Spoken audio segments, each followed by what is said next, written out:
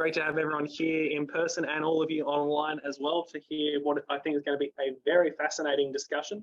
For those of you who joined us for our geography and conversation only a few weeks ago, this is a really great 1-2 punch to continue our discussions around urban development and the challenges of a densifying city. We have two fantastic presenters with us tonight, Jonathan and Arafni, to provide us with a background about reclaiming lost ground, transitions of mobility and parking, with a special case study as well. Without further ado, I will throw to our fantastic presenters and at the end give you a bit of a highlight for what we've got coming up in the next few weeks. Thanks, everyone.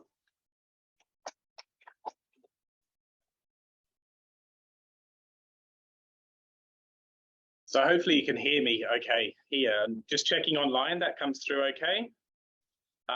So there's a double act tonight. So Arafni and myself are going to be talking about a project that finished up at the end of last year called Reclaiming Lost Ground, looking at how urban environments are transitioning and what that means in terms of mobility and parking.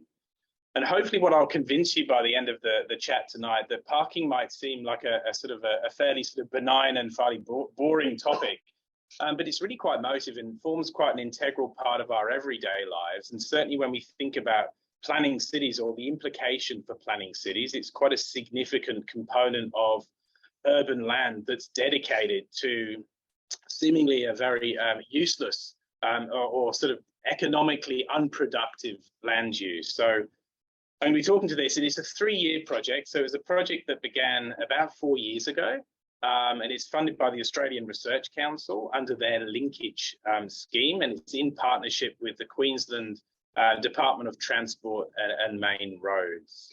And I should acknowledge, over the course of those 3 years, we had some fantastic colleagues working on that project. There was Anthony Kimpton, who was the postdoctoral research fellow on that. There was Darina Poyani from UQ, an academic in planning, urban planning. There was Professor Neil Sipe, another academic at UQ and from planning. And there was Durley Babiano from University of Melbourne, who was the other academic, and myself.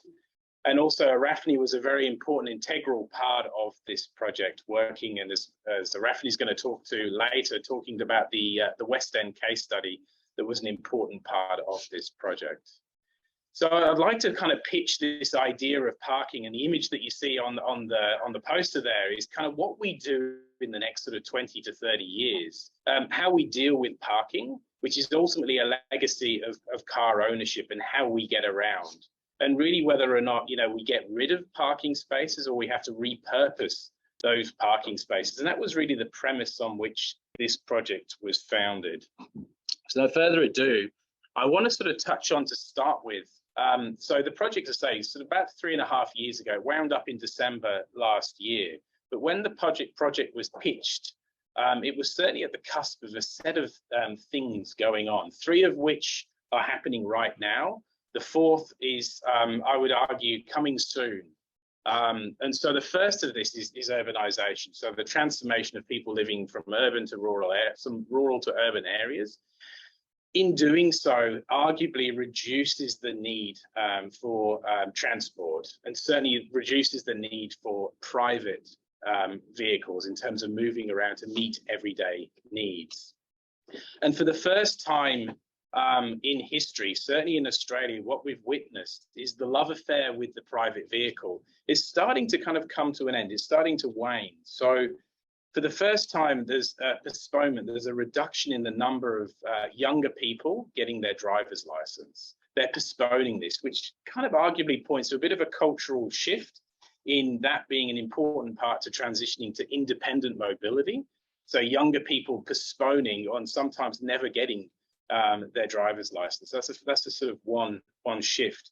Equally, in terms of the global picture as well, COVID is obviously a disruptor to many things, one of which is parking.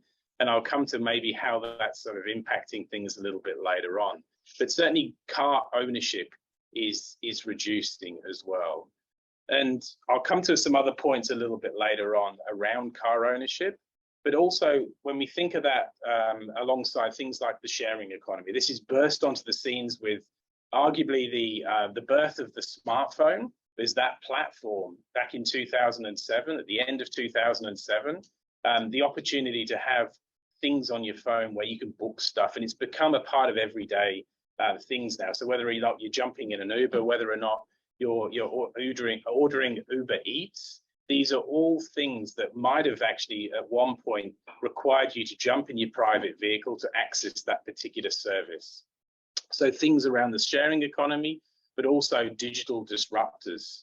So there's mobility as a service. So whether or not you're jumping on a scooter, you're ordering an Uber, or whether or not you're using something like Parkhound, there's a whole bunch of apps that can sit on your phone now that you can order a parking space on demand. So if you know that you're going to a particular destination, you can go onto something like Parkhound, one of these parking apps, and someone's renting out a part of their driveway. You can book that and you can lock that in so that you already know where you're going and how much you're paying for that parking space. So then you minimize what's called cruising for parking, which is a known problem that creates a lot of additional traffic congestion. So those three things, urbanization, the sharing economy, and digital disruptors, they're happening right now. And they've been happening arguably for the last sort of 12 to 14 years, particularly the economy, the sharing economy and the digital disruptors. What's sort of sitting on the horizon, and I think we've heard a lot about this, is the rise of the autonomous vehicle and what they may do in terms of our access and use of everyday transport to get around and meet our everyday needs. I think others, I won't comment on when and if that might happen, but the potential for autonomous vehicles to significantly shift, if we're talking about parking, our need for and use of parking is extremely marked. So there's four sort of technological and social trends that are happening at the moment. Just before I hand over to Rafni to talk about the West End case study and how that fits in, I just want to pitch this, why are we focused on parking? And I want to cover kind of four key things, why I think parking is important. Now, when I started the project, I was less convinced that parking was a really interesting topic, a really interesting kind of urban topic to focus on. But I think through the course of the 4 years, 3.5, 4 years that we were doing the project, I'm much more convinced that this is a significant issue moving forwards. I think when we think about our own mobility in the context that every time we jump in a car, that trip has to be both begin and end in a car space. So there has to be a dedicated physical space that we both start and end that trip in, whether that's at home or whether that's at the shop, whether that's at work, wherever that is. We are ending up in that journey requiring, let's say, about 3 square meters of space to park that car. Interestingly, when we have a look at this, and we did this in the course of the project, we actually did a little diary for those that own vehicles in the investigator group. The figure here, 95% of the time, cars are immobile. Yet, interestingly, a lot of the work that's done in transport is focused on just that 5% when cars are actually in motion. Yet, for the vast majority of the time, cars are immobile. And so we did a little travel diary for our own use of cars, and it sort of figures out to be more or less about right. 95% of the time, our cars are parked up somewhere not being used. And as a consequence of that, every trip beginning and ending in a car space, when we think about the physical space that's dedicated across our cities, the figure here by Donald Shoup, who's an academic over in the US, suggests that some of the cities over there in North America, he's primarily based in Los Angeles, where a lot of his research is couched, around, if not more than 10% of the area of a city, when laid flat, parking is dedicated to that much space. 1/10 of the city is dedicated just to this, just sort of parking cars. And I think one of the other points as well, when I mentioned that thing about Parkhound. So now with the digital disruptors, we can actually book a car parking space. One of the issues when you don't, so Donald Shoup pointed to the fact that 30% of traffic downtown LA is actually people just cruising around looking for parking. So again, thinking of your own behaviors when you might drive somewhere, how much of that time that you dedicate to actually, once you've got to your destination, thinking about how finding a car parking space, So a lot of the traffic is about circulating, looking for that specific car. And I think the issue here is a lot of planning has previously providing more parking is actually a really positive thing. It actually has very negative impacts in terms of transport and land use planning.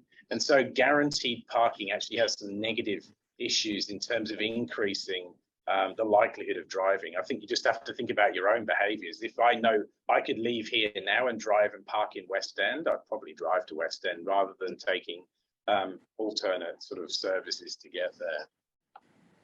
So that's the first. The second is around ownership, and I think there's some really interesting things when we think about where we live, and I think about what we value in terms of the curb outside our house or apartment, and about how we value that. Do we actually think that we have some level of ownership on that? And so obviously it's a very contentious topic. And we looked at some data from BCC, so we had a look at all of the complaints that came in over a 4-year period as part of this project, and they received some 500,000 over that period of time, some 500,000 complaints, and they were somehow connected to some parking related complaint that equated to about 1 in 9 complaints had some connection to parking. And I think there's another interesting case around this idea of focal legality. So this is something back in 2015 down in Yarraville in Victoria.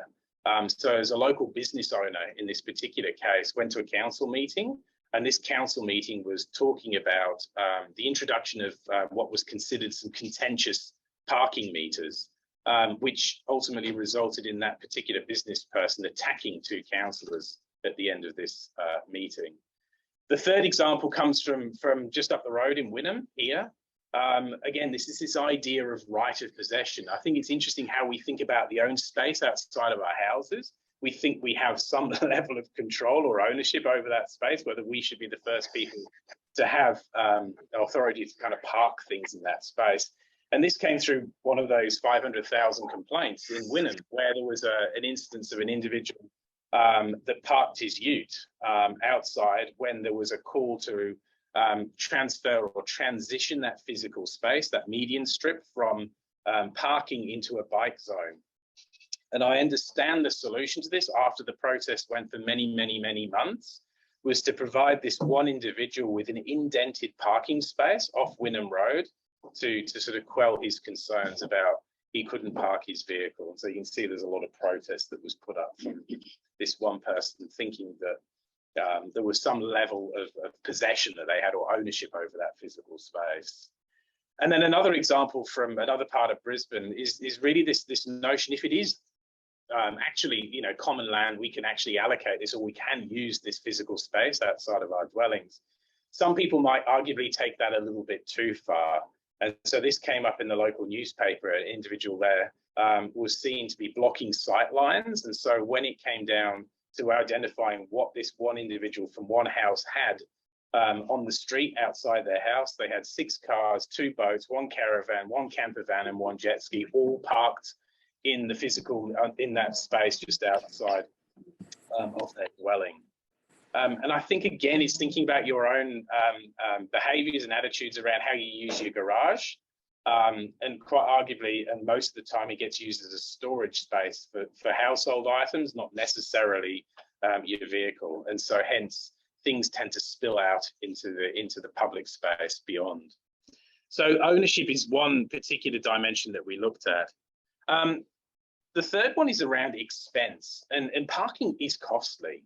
So when we think about where parking space is, so it's typically downtown.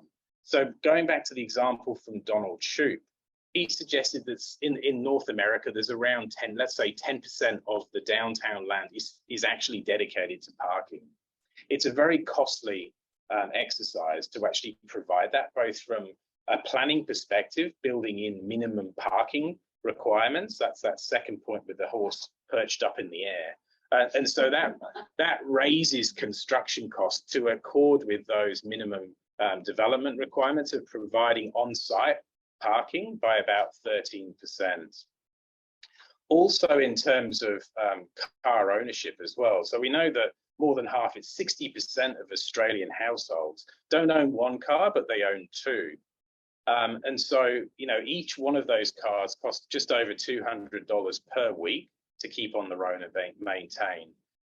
That's just here in Queensland. Yet what we find is the parking spaces in which these immobile objects are 95% of the time placed is often more costly than the car itself. So it was 2017 that the record was broken in Sydney. They sold a downtown CBD parking space, this is just one parking space, for $330,000. Now, I don't know what was parked in that $330,000 parking space, but that's just one physical space that was seemingly of that value and sold to someone to put some vehicle in there for 95% of the time. And I think that third point, you know, the bargain with the devil, you know, if we think about our own region here, Southeast Queensland, a big part of the regional plan is about livability, it's about efficiency, it's about sustainability. And to achieve that from a planning perspective, it's about urban consolidation and urban infill. Now, all of those policy goals about infill and building to higher densities, parking is acting is an antonym to that. It's pushing things further away. It's acting against what some of the main premises of the Southeast Queensland Regional Plan is. And so arguably, it increases, by providing parking, it's increasing auto dependence and creating the problem. The other one is one of equity. So everyone pays for parking, whether or not you're using it or not. It's passed on in everyday items. So parking is extremely costly across the board. And also from a policy point of view, part of the project really tried to go sort of dig into how does Brisbane City Council actually identify what the number of car parking spaces are required in a given residential block or a given type of land use, how many car park spaces should be provided. Now, we couldn't find any good answer to that particular question, and it all goes back to this, what we call a baseless pseudoscience. This 1989 Institute of Transportation Engineers trip generation manual that comes out of the US. And arguably a lot of we could find that traces back to this 1989 report that is US based, it's not Australian, and it's also some sort of 40 years ago now. And given the social trends and those technological trends, this is outdated. And so policies founded on this, it's also calibrated for self-containment. And I always liken this to, if you had a child, buying them a really large pair of pants and they're just going to grow into it, you know, then you end up with these vacuous car parks that are calibrated for peak demand, solo drivers, and maximum vehicle size. So you end up with these vast areas that are underutilized for the majority of the time. And that counter to the fact that local councils are the origins of these parking policies. And so what you find when you go between council areas, there's not necessarily good alignment between one council's parking policies and the next. And so what you tend to find is that when there's been shifts in parking policies in one council, that then has negative consequences in the next. So whether or not that's the border between Brisbane and Logan, when Brisbane updates its parking policies, Logan does not, then you can end up in these overspill parking areas. And so we've all kind of tried to find, let's say, a park and ride, and you end up parking on a pavement many streets away as a consequence of all parking restrictions. And sometimes that's a consequence of going between different council boundaries. So it's not coordinated whatsoever. And so the project itself went through a process of identifying what's happening in Australia. We looked at Brisbane, we looked at Sydney, and we looked at Melbourne. And we tried to build a bit of a picture that really built on that guy, Donald Shoup, that I mentioned previously. So he was the guy that kind of the grandfather of parking studies over in the US. And we tried to kind of recreate what does that look like here in Australia. And it's quite a difficult case. So the most simple case that we were trying to answer was how many parking spaces and how much physical area is dedicated in Brisbane to parking? And you can't answer that question. There's nowhere that you can go and get that answer. And so the fact that all of this information is kind of spread, it's very fragmented. A big part of what we did was making contact with all the local councils for different bits and fragments of data. And it was a very fragmented story that we had. We spent probably a good 2 years bringing all this together just for Brisbane, Sydney and Melbourne. So for Brisbane, from memory, there's about just under 26,000 public car parking spaces that are available in Brisbane CBD itself. I think Melbourne comes in around 41,000 and Sydney about 36. And so just getting to that basic information and saying how much physical land. So in Brisbane, this is central Brisbane, it's about 3% if laid flat of predominantly on-street parking. It's not as much as what is in North America, it's less. And similar sorts of amounts in Sydney and Melbourne, but still that's downtown, it's high net worth physical space that's just dedicated to housing immobile objects, being cars. And so what we did as a big part of this was piece together this disparate story, whether this is across land use policies that have been in operation for the last 20 years in Brisbane, Sydney, Melbourne. We looked at census data. We looked at the way in which development applications have been put through. We looked at trying to calibrate and count the number of on and off street parking spaces and produce a set of graphics. So I'll point to this at the end. But where we got to in this project was we can only tell part of the story from these data sets, all fragmented, we put it all together, but we were really interested in change, transition and change, and what that looked like in parts of Brisbane. And so I'm going to hand over to Rafni, who she basically led the West End case study part of this project, which was really looking at the way in which West End has transitioned over a long period of time and how that land use has different implications in terms of parking. So I'll hand over to Rafni now, who's going to talk about West End. Yeah, that's on. Thanks. Okay, well, as Jonathan said, we picked West End, and in particular, very local part of West End, Boundary Street, because we knew it was an area in transition.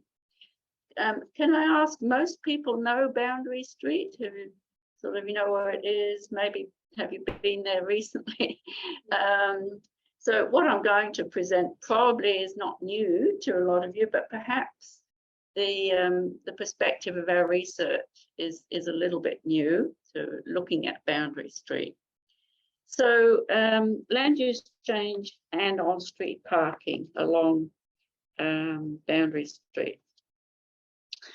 So change is not new to Boundary Street, certainly. There's the map of our case study. So West End is a bit unusual in Brisbane because it's a peninsula suburb, River Peninsula, of course, and very few entry and exit routes. In the city suburb, as Jonathan said, it's really transitioning now between from a medium to high density mixed land use suburb. And in the present, it really changing to a lifestyle sort of urban living precinct, as they call it. And also, as you may know from its reputation, West End itself is a community known for being promoting, many residents promoting green alternative lifestyle. It does have some heritage protection across some areas of West End to maintain low rise. But certainly increasingly there's high-rise development, commercial developments, alternative health practices, and a bit of public recreational space, which has been saved, but associated parking considerations with all of those changes. And traffic congestion. If you've ever tried to go along Boundary Street on a Saturday morning, you'll know it's really difficult to transit along there. We've got the big market at the end of Boundary Street and so on. But West End has the highest rates of walking and cycling to work in Brisbane.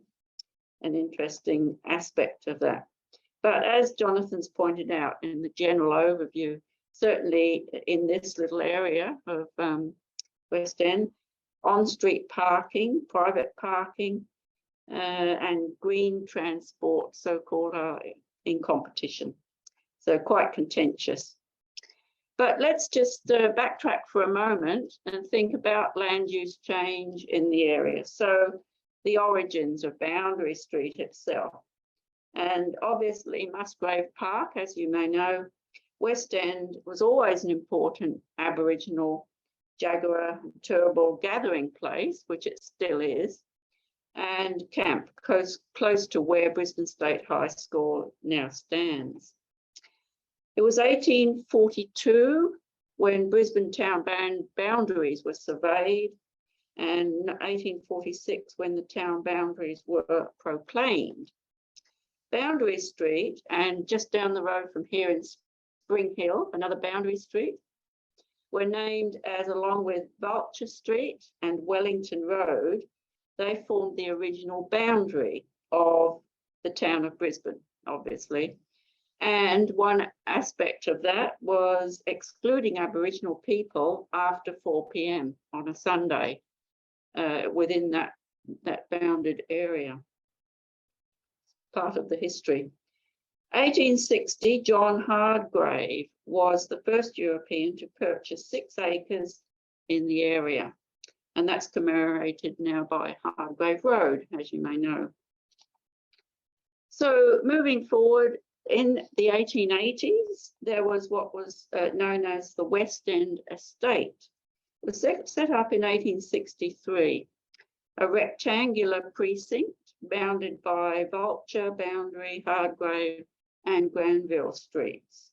There were 200 allotments given, and for residential, and also diverse retailing, retail catering for small housing lots built for workers. And most of those workers were employed in the industrial developments along the Brisbane River at that time and in the West End Estate.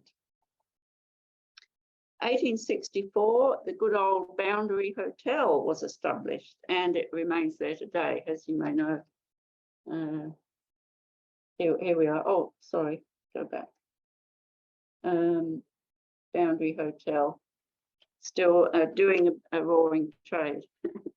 And those other points there. In the 1880s, there were Chinese market gardens located on the western side of Montague Road, between Boundary Street and Jane Street, which comes off Boundary Street. 1884, the West End Police Station was established, and it was the oldest in Queensland, and it's still going. They've moved it recently from its original location, but has served the community policing for 130 years. 1885, West End tram line terminated in Boundary Street, and originally it was horse-drawn, as the trams were. I've just got a note here saying your internet connection is unstable. It's gone away. All right. The early Boundary Street industries, interesting. You probably know about Peter's Ice Cream Factory. Engineering works along this Boundary Street, the Bestabel Industrial Machine Belt Factory. So there was a lot of industry right along Boundary Street. At least 2 service stations selling petroleum, of course, with associated mechanics workshops. And then 1890, the West End Brewery was established. 1896 there. Okay, so a bit of the history there, going back to the 1880s, quite a historical part of Brisbane. Moving right forward, I guess, in the 20th century, before Expo, we'll come to Expo in a moment, quite diverse local retail and industry, again, changing the dynamic along Boundary Street. What's being called anchor tenant businesses, people, business owners, fresh fruit and veggies, greengrocers, newsagents, butchers, hot bread shops, fish and chip shops, fresh fish, poultry shop, florist, hardware store, still 2 petrol stations, and mechanics workshops, leather belt factory, delicatessens. And do you remember Brisbane Cash and Carry? Anybody? We no longer have that supermarket, but they were there. And do you remember, of course, the soft drink factory, Tristram's, which is still there, but now is a sort of bit of a rundown marketplace, I think. And Coles is there. Coles have gone in. Yeah, it's changed a lot, but it was originally that 1928 established a soft drink factory. There was public housing, a lot more than today, and Aboriginal hostels, low-price boarding houses adjacent in James Street, in particular Vulture Street and Brighton Road. And there were clubs, particularly the Greek Club, a soccer club, billiard parlour, and a few gambling clubs. There were a lot fewer cafes and restaurants and drinking outlets than there are today, of course. And there were some banks and pawnbrokers came in too along there. So that's all sort of the mid to early to mid 20th century changes again along the street. The Greek community, as you probably know, was quite significant in there in West End. Often it was called Little Athens. Large inflows of Greek migrants arrived, especially after the Second World War. And from about 1958, the strong Greek community established there with the Orthodox Greek Church and AHIPA, Australasian Hellenic Education Progressive Association. And the Greek community owned quite a lot of the land along, and businesses, certainly along Boundary Street. And by 1980, it was estimated that 75% of Brisbane's Greek population lived in West End. And Greek culture diminishing, I would say now, but still quite a significant part of the West End cultural scene. And of course, we still have Panegyri, the Greek festival once a year. COVID put a bit of a dent in that last year and the year before, but I think it was on again this year. Greek community. Okay, enter Expo 88. Who remembers Expo 88? There's some people too young. But it obviously brought in massive change, and a lot of change, not just in West End, but to Brisbane, of course. Coffee culture and outdoor dining in particular. So heralded major changes and increased a lot of business activity. The people moved in to West End, so there was an increase in actual population. Outdoor footpathing dining was introduced. This was new, encouraged from 1991 by Brisbane's Lord Mayor Jim Sawley. And the first one was this Swiss deli, gourmet deli, to set up on the footpath, sidewalk, so-called sidewalk dining. That's an American term. We call it footpath dining. And a lot more has come since then, and many more coffee shops. And I guess West End after Expo, after people saw what was there, a surge in its popularity as a restaurant destination. That was what the site was like pre-Expo. As you may remember, a lot was cleared out, including a lot of the older pubs and the public housing. And this is during Expo. And as I said, the footpath dining, real estate prices increased, and certainly a lot of the cheaper accommodation disappeared. And there are lots of later spin-offs, as you realise, this whole South Bank Cultural Centre developments, parklands and the swimming lagoon. after Expo. And then new waves of migrants, as always happens, come in, but in particular in West End, Vietnamese migrants established a lot more business, and sometimes displacing Greek businesses. So that was one, for example, there. Okay, moving on again, a little bit more into the present.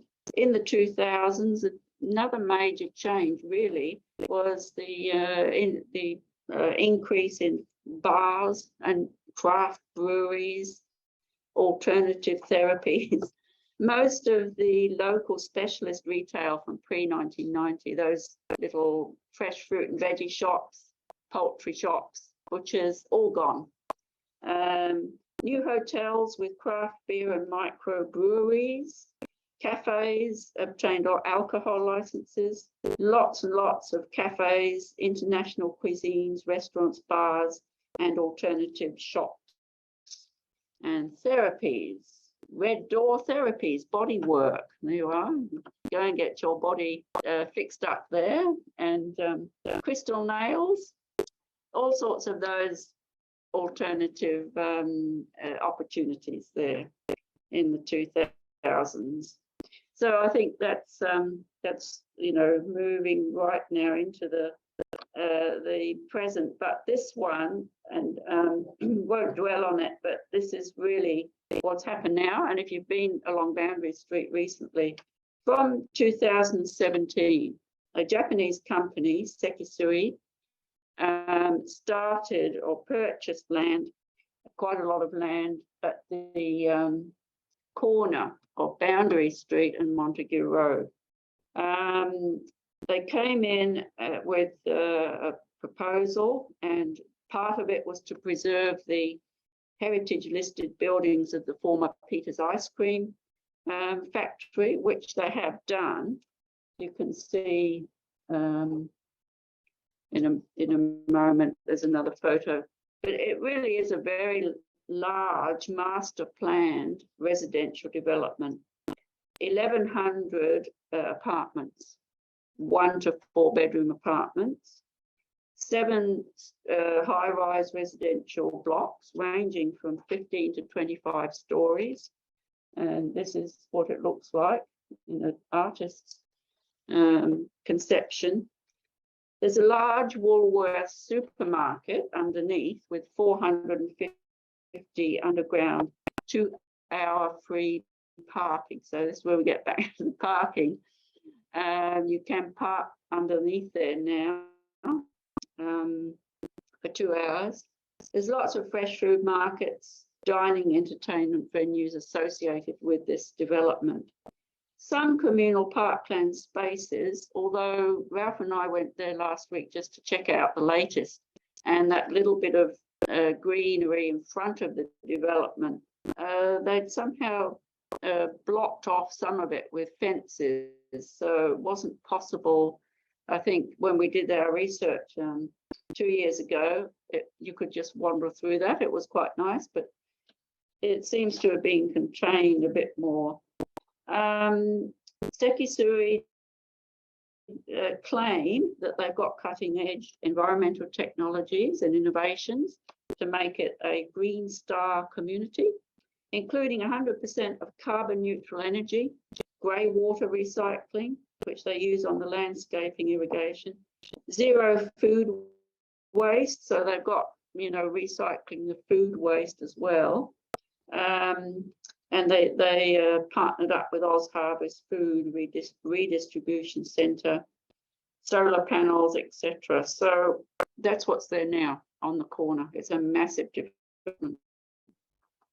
And this is some of the pictures of it. So there's the old ice cream factory frontage. That's the green space in front of it on Boundary Street. Very upmarket sort of cafes along the edge of this green space, the residential towers, and there's a huge mall there with fairly expensive shops there too. So it really has become an upmarket corner, of West End or Boundary Street, certainly. Okay, so that's a bit of the history, I guess, of how Boundary Street has changed in terms of its land use and what's happening there today. So our case study, as we've said, was really, we chose this area because it was an area in transition and had a lot of history in Brisbane. So 3 things involved in the case study. First of all, a public forum in 2018, visitor modality, survey work, which I'll tell you about in a moment, and the actual parking utilisation, observing what was happening along the street with parking. So first of all, the public forum was held February 2018, and the question posed was, should we replace street parking with bike lanes all along Boundary Street? Local residents and business owners were invited to participate and to replace several corridors of on-street parking with protected bicycle lanes and relieve auto dependence. So that was the question. It was about 4 hours long and 60 people attended. Some comments from that forum. I had never really thought about the massive area of urban land occupied by parked cars. If there's no parking, then inner cities will die as centres. They'll just become suburban shops for local inner city people. It will kill theatres, sport venues, restaurants, etc. if residents of the greater metropolitan area can't access those by car. Yeah, well, I'm sure you could probably agree with some of these comments. How about increasing car parking spaces so that we can actually drive and park at a station? I guess that meant train station. Instead of having to drive to work. There are no frequent buses to the station of this person anyway. 20 minutes walk to a bus stop, half-hour bus ride to station, then another long ride to work. Depends where you live, doesn't it, in Brisbane? Park and ride hubs have their place too, but they are not a panacea. They create some significant issues of their own. Ideally, we want people to leave their cars at home wherever possible. And the final one, when you consider that motorists pay for all the roads, it will be hard to tell them they are removing all the car parks. So bicycles can use the parking areas, especially when cyclists don't pay road taxes. But they pay rates. Yeah. Yes, that's true. See, I'm sure other people in the forum would have disagreed with some of these comments. It was quite contentious, wasn't it? Okay, so that was the forum. Then the next part of our study was a field survey, and we did this 2 days by UQ researchers, a Wednesday and a Saturday, collecting data both on a weekday and a weekend to see, what the differences were. It was an intercept survey, so we interviewed car drivers, pedestrians, and cyclists along Boundary Street. We asked them what modes of transport they were utilising to access the businesses along Boundary Street. We noted how the current parking space was being used by private motor vehicles. And the key questions we asked people, it was just a 2-page paper survey that we had, and that we'd ask the questions and fill in the answers as we spoke. It was probably took, 10 minutes. Some people like to chat though, so it went on a bit longer, which was fine. And we made comments about their perceptions and their ideas.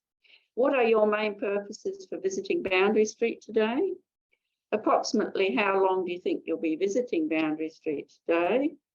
Approximately how much do you think you'll spend?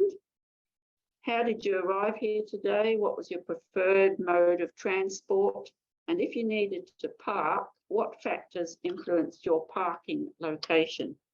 And then we asked them where they came from. Where do you reside in Brisbane, to get an idea of how much this was local population and how much was coming from other suburbs. Then the third thing we did was an observation survey of the actual use of the parking spaces. So we're not interviewing anybody here, but we had a sheet to fill in every 15 minutes. Our researchers throughout the day from 6 a.m. to 9 p.m. on both days were recording what cars were in which parking spaces. And, then, we could, press the wrong button. Which parking spaces were entirely used the whole time? Were people sort of overstaying their parking limits? And at the time, in 2019, when this was done along Boundary Street, you had a variety of parking arrangements. So you had 10-minute parks, 20 minutes commercial loading zone, quarter P, half P, 2-hour parking, 4P wheelchair, and no parking in bus zones, obviously.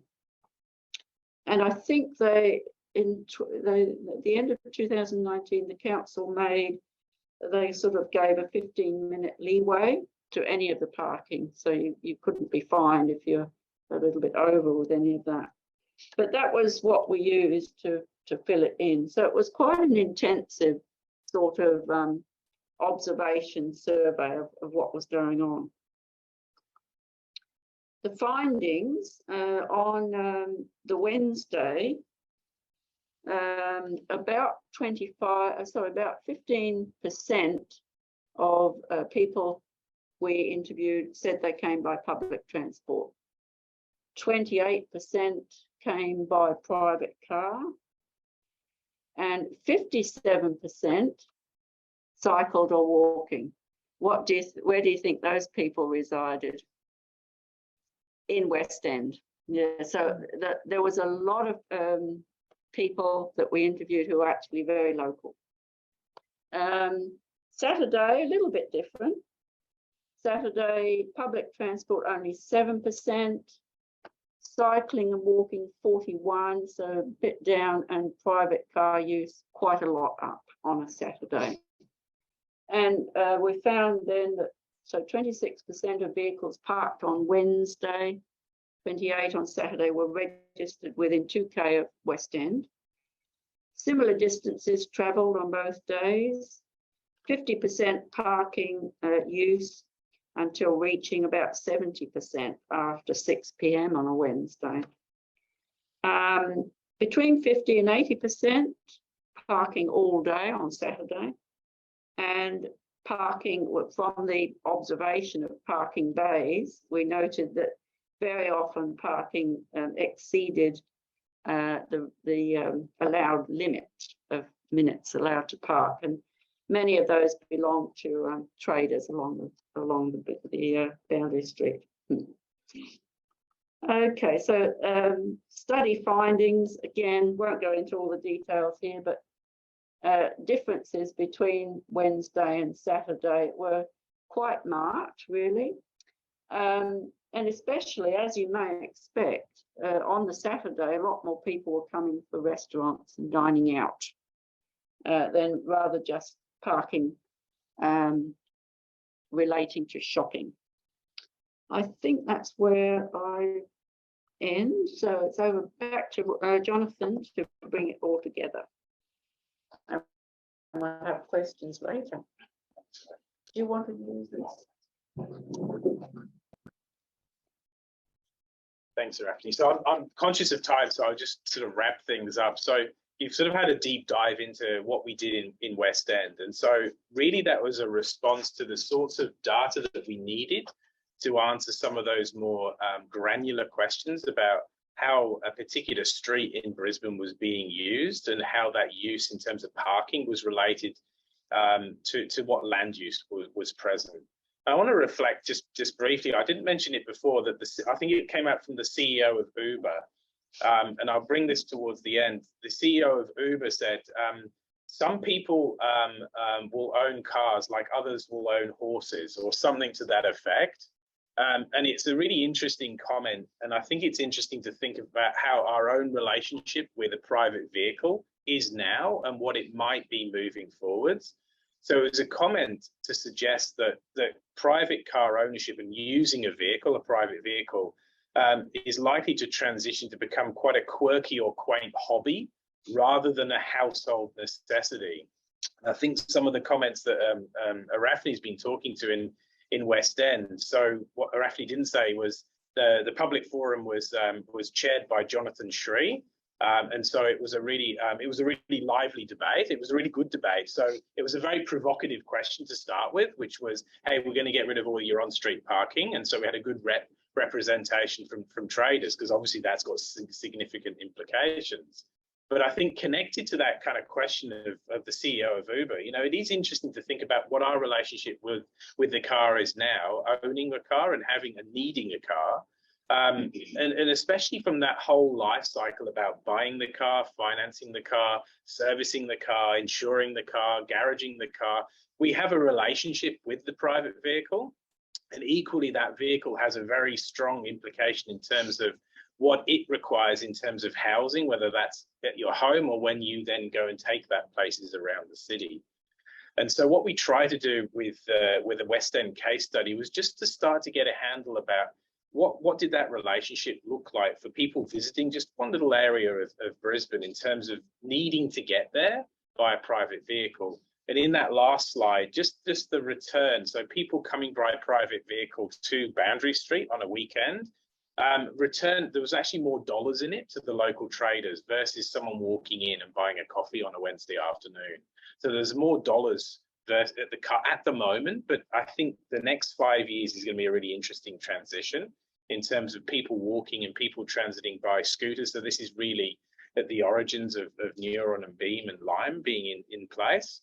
And I'd argue probably now you're going to see a lot more bright orange and purple flying around in Boundary Street.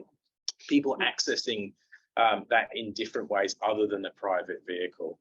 So the West End sort of data collection was a really important part of the story, because that data just doesn't exist. We couldn't go to a secondary source of information. We could get some information from what we're having a look at here. So this is looking at Southeast Queensland and how people get to work. So this is just commuting. It's not all of our mobility needs. And we can tell some of the story around parking from what we can get from the census. So I think it's in a week's time that the 2021 census journey to work component is about to arrive. This is from excitement. So this is from the previous 2016 census. The big red bar that you see kind of stalking above everything else is the predominance of the private vehicle, whether or not you're getting a lift to work or whether you're driving in a private vehicle.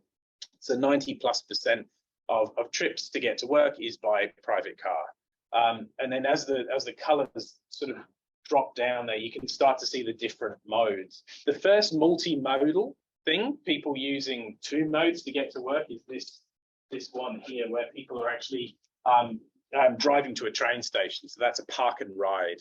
But you can see the comparative kind of relationship between the big red bar, which is just over 667,000 individual trips that are made across Southeast Queensland on a daily basis to get to work, versus an order of magnitude smaller, which is as a passenger in a vehicle. And then you have to get to the third to be able to actually get to the first public transport, the bus. So the bus comes in at about, 49,000 individual trips per day that are happening in that particular thing. But modalism is not really a thing here in Queensland. And when we think, going back to the relationship with the private vehicle, Australia generally performs quite poorly. So we're ranked 14th in the world in terms of the number of private vehicles per 1,000 population. New Zealand does a bit worse. I think that's about 11th. But we've got 748 vehicles per 1,000 population in Australia. And it just talks to how our cities and our regions are configured such that at the moment, owning a private vehicle is a must to just get around and meet our daily mobility needs. So part of the story we can tell a little bit with the census. I just wish Brisbane had invested in this stuff. So you're looking here at just to wrap up. This is what they have in Melbourne. And I'm obviously a little bit excited about this sort of data. And they did a trial on Park Road for about 2 weeks with a company. So what they are, these little sensors, and these little sensors that you see here. So for those people online, they can see just basically positioned above a parking space in a parking bay. When a car comes over the top of it, it basically registers it's used. The parking bay is actually occupied. When it drives off, the parking bay is free. And so the whole of central Melbourne is wired with these little sensors. So for every single on-street parking bay around inner Melbourne, they've got these little sensors recording every single time that that's occupied and not. It gives a wealth of data that what we had to spend was it a lot of people hours and a lot of pain capturing in Boundary Street. There are technological kind of solutions to actually deploy these sensors. So there's thousands of these around Melbourne. And what you can do is these little colourful kind of circular plots. So you can use that data to start to have a look at what we were doing in West End, but more manually to have a look at parking behaviours. And so you can stick all that data into an analysis, and that analysis can start to segment or start to tease apart how you've probably got about 6 different types of parking habit or parking behaviour that exists in and around Melbourne, where you've got these little plots. When they go out towards the periphery of the circle, it means there's more parking that's happening, there's more utilisation. So the green one that you see here is probably the most intensive. So there's very few times that any parking space is not being occupied versus this one here that tends to be everything other than Saturday afternoons, and on Sunday it's not being used. So these kinds of data are really helpful thinking about telling a story about parking in a given city. We can do that quite effectively for Melbourne, not for Sydney and not for Brisbane. And particularly for Melbourne, you can track this over time. So this is 8 years worth of data. And so you've got those sensors and you can look every single year what's happened in Melbourne between 2011 and 2019. And the colours are indicative of those colourful plots. So if we think about that lime green one, we can see that the lime green one didn't appear in 2011 really, or kind of a little bit in 2012 and 13, but it wasn't until 2014 that intense parking use starts to really pick up, to the point when we get into 2019, 80% of all of the parking bays in inner Melbourne are that kind of very intense use. It's very little time that any parking bay is not utilised. What's happened in Melbourne over that time, there's a whole bunch of inner city residential apartments that have been put in. It's virtually doubled the residential capacity. And of course, people come with cars, arguably, even though they don't necessarily need them. So they've basically parked on these bays using a lot of that space over time. So you can look at how land use has transitioned over that 8-year window and how that's been reflected in terms of the parking habits that we can pick up with those data. So we're hoping that Brisbane might sort of follow a bit of a line that Melbourne is. There's a significant investment involved in actually sort of putting those sensors down. So we'll see what happens. Until that point, then Arafni and I are back out on Boundary Street collecting our data. Just to start up, so what we've done, a 3-year project, there was a lot of work in there. Part of that to start with was just getting an idea of how much parking is there in our 3 big metropolitan spaces, being Brisbane, Sydney and Melbourne. And thinking about what are the various policies that are in place and how does that relate to best practice. And what we can tell, it arguably aligns, generally follows international best practice, but we're yet to find any metropolitan area actually having a metropolitan-wide parking policy. So those issues of inequity between council boundaries, there's yet to be a sort of a parking task force that's going to try and align parking policies across the metropolitan area, whether that's Melbourne, Sydney, or Brisbane. From an implementation kind of perspective, then it appears that the parking policies in play in Sydney and Melbourne are having a stronger impact. Brisbane's some way behind and lagging. So one of the big gaps is around data.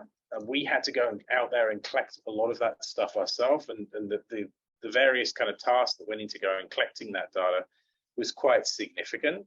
And so to see that, you know, just having that data that's generated out of Melbourne here in Brisbane would be a significant sort of push forwards.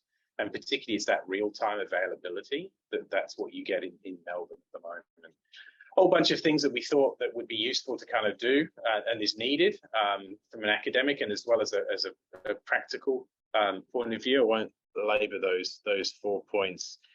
If you're interested, we published and we generated a lot of material moving forwards from a fair bit of media work, whether it's the conversation around the various media outlets. We've got a monograph, there's a book, a special issue.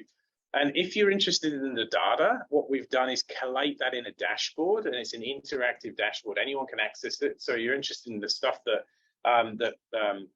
Arafni was involved and drove. We've got that up on a dashboard. We can share that through the IGSQ website. Happy for you to go have a play.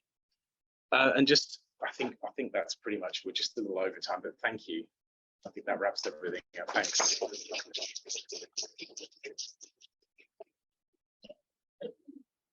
Thank you, John. Thank you, Arafni. Fantastic presentation. Do we have any questions from the audience or from those online?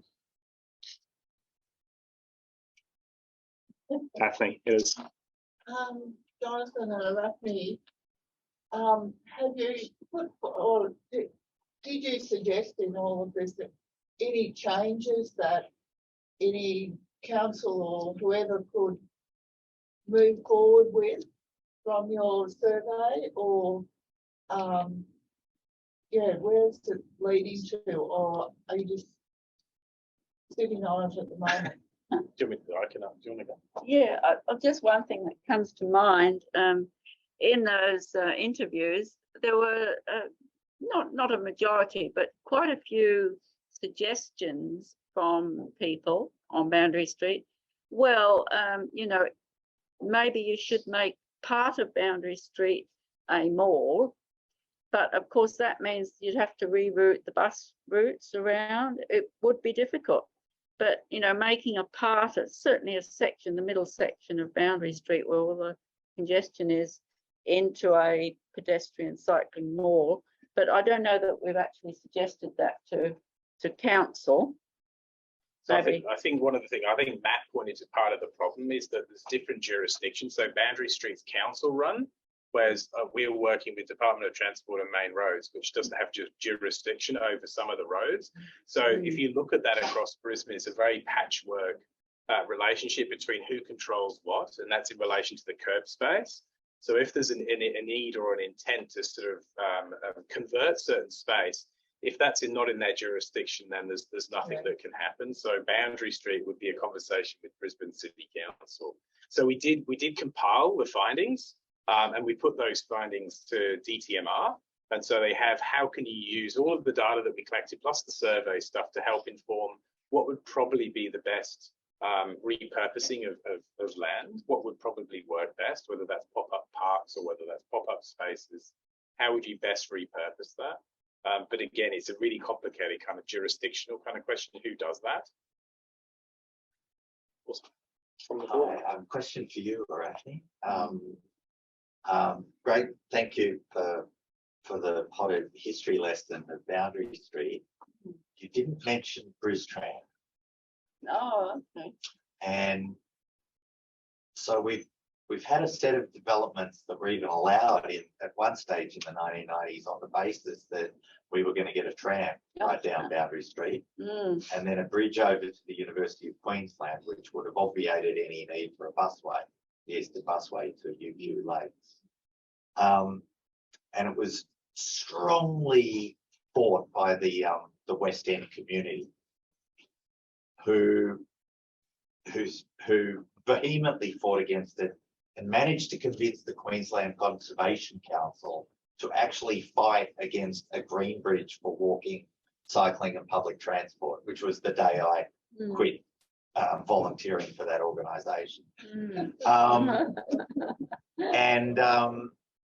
So we don't have good quality public transport in West End. So I'm fascinated you left that story out of this, because I think it's fundamental to the later, or the present of Boundary Street, is that community voted for and destroyed a very serious public transport investment in their community.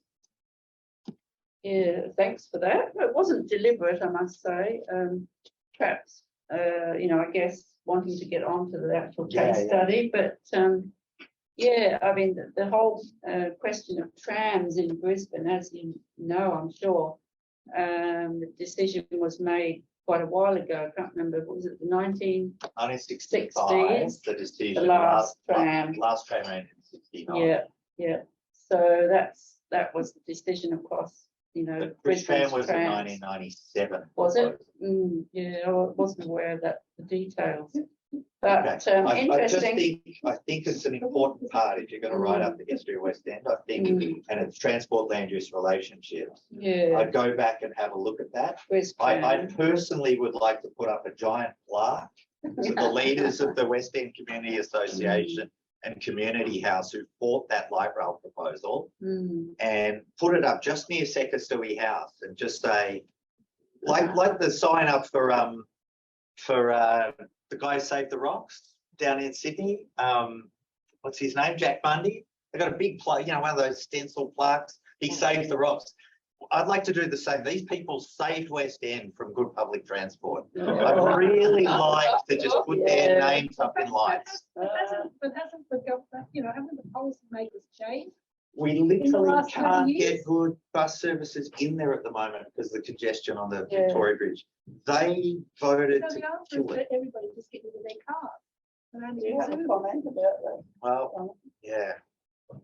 Anyway, sorry, I'm stirring here, but No, that's I all think right. it's an important point. Yeah, no, it was missed, and I appreciate the comment. Yeah. Thank you. Well, I think Matt and trams. I think you've got. Sorry. No. On a serious level, but I mean, geographically, it's constrained. I mean, physically where it is and how it's connected. So getting in and out, I think it's constrained. But clearly, you're not being connected via high capacity bridges in the right kinds of ways means that it can't be served in the way in which it needs to be served. We just had a couple of comments online. So that's really got ones Online. Actually, we might kick off with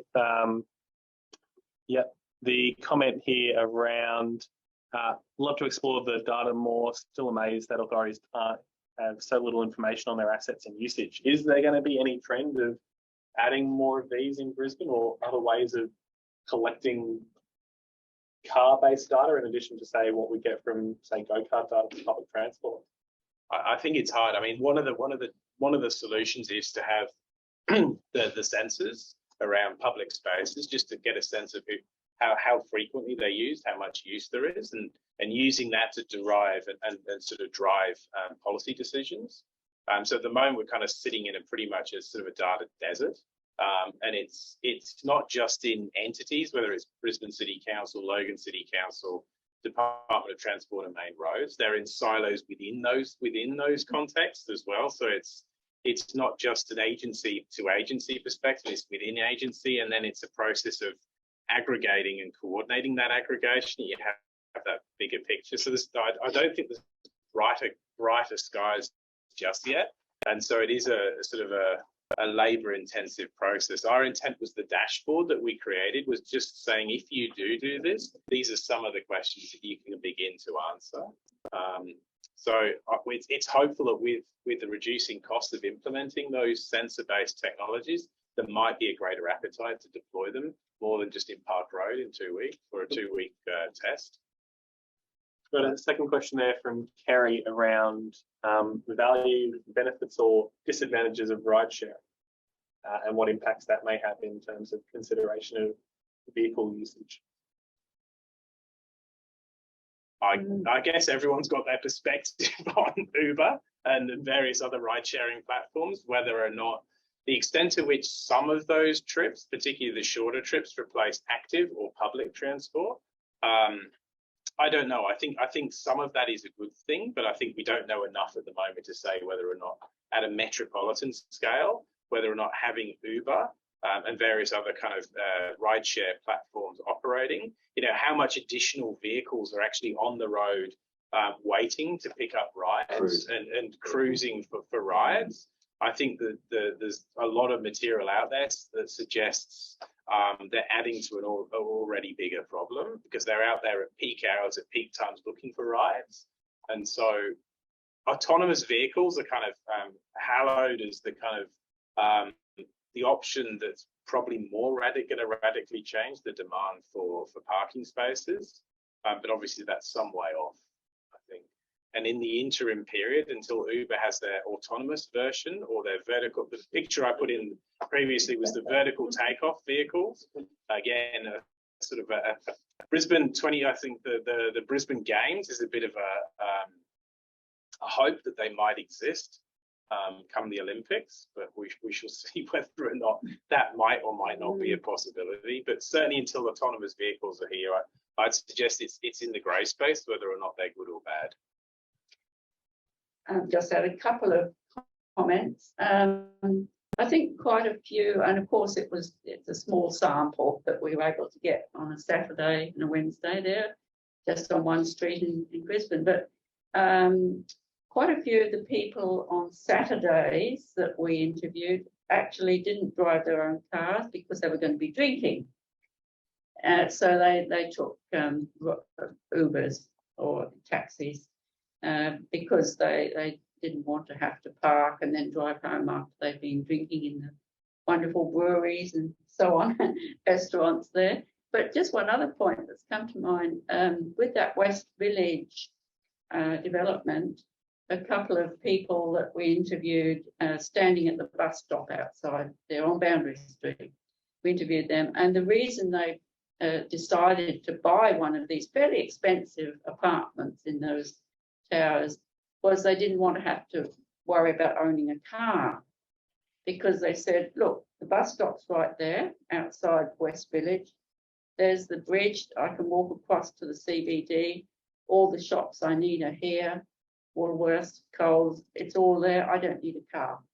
So that was just a couple of people, but I suspect maybe, and we sort of thought those developments might be attractive to retirees,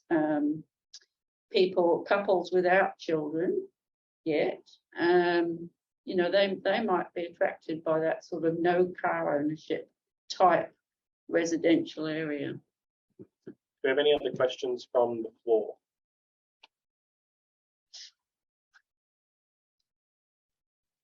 We've got another one here online. Is the problem car usage or is it space for parking spaces? If each car carried 4 people, what would be the effects if speed limits were reduced on Boundary Street? Yeah. I think it's both of those things. So I mean, if the fact that a lot of parking is calibrated, that example I gave with by the extra large pair of pants and growing into it, the problem is that parking is calibrated for solo drivers, peak hour. And so it would solve the issue if people are going to have higher levels of occupancy arriving in a destination. So things like car sharing and things like car sharing apps, particularly with the various kind of sharing platforms, can actually help solve some of this. It's no panacea again. I think ideally you live close or you are close and you can access that through active or public transport means, rather than requiring a private vehicle.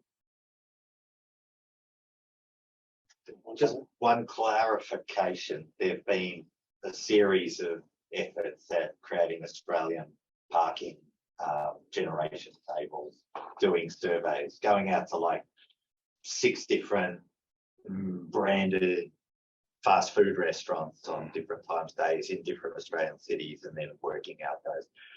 The fascinating thing is that they've only ever done them for about 25 land uses. So no one knows what the parking generation rate for a brothel is or an adult shop, or, well, you know, those kind of activities, but a whole heap of other land uses, including mega churches, the kind of church we have today, not the small local church. So there's a lot of stuff we don't know about parking. So one of those land uses that you just referred to appears in the 1989 engineering manual, and apparently it's somewhere between 7 and 14 car spaces that are required, which There is you quite go. quite curious. So the engineers did go and look at that particular land use. Quite a curious. I Yeah. wonder, It is I quite a high, volunteer to do quite a that. high land use sorry, a high parking requirement apparently. Okay, no comment further than that. Final question up back here. Called for questions, but I would like to make a comment. I live at Sunnybank, and there are parking problems in our local streets. The thing that I have been thinking of in recent times, and which I wish that councils and governments would take on board, is that if you have I think all houses, when we're talking about urban houses, not multi-storey buildings in the cities, should have 2 car parks in their house. That should be a rule that everybody should be forced to accept. Because even if the house gets sold and it's only got 1 car park, the new owners might want 2 car parks in their house or garage. I wish that councils would say, you've got to have garages to each house, suburban houses, and you must use it for your car if you own a car, and not for student bedrooms and workshops and storage rooms. And I really wish that councils and governments would take that on board. Yeah. So Ron, that would avoid your, I think, It would keep cars off the street. Yes, off the street. Because lots of places, nearly every second house in the suburb, they park on the street or the footpath, which is illegal, and they've got everything else in that garage, which is designed to have a car in. Yeah, the guy in Balmoral didn't get that memo. Yeah. Yeah.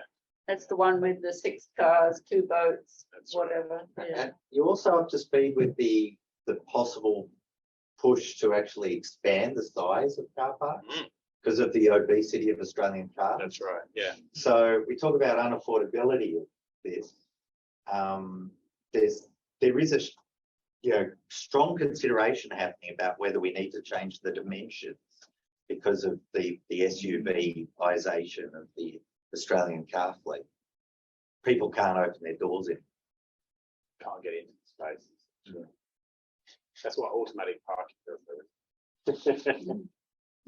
Well, everyone, we might leave it there for tonight. Thank you so much for your questions. Thank you so much again to our presenters. Some fantastic content, some fascinating research. I'm sure we'll want to delve into that data just a little bit more. So another round of applause.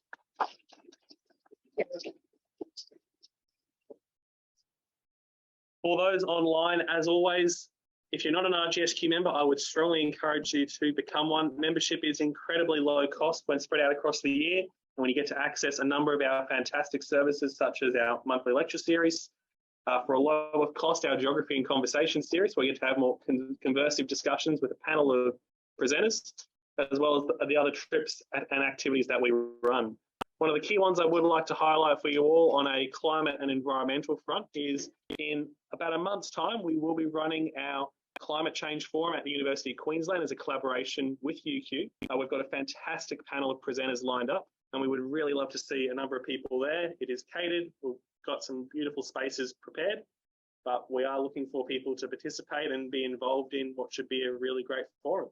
In addition to that, we do have our monthly lecture in a month's time and our geography and conversation coming up next month.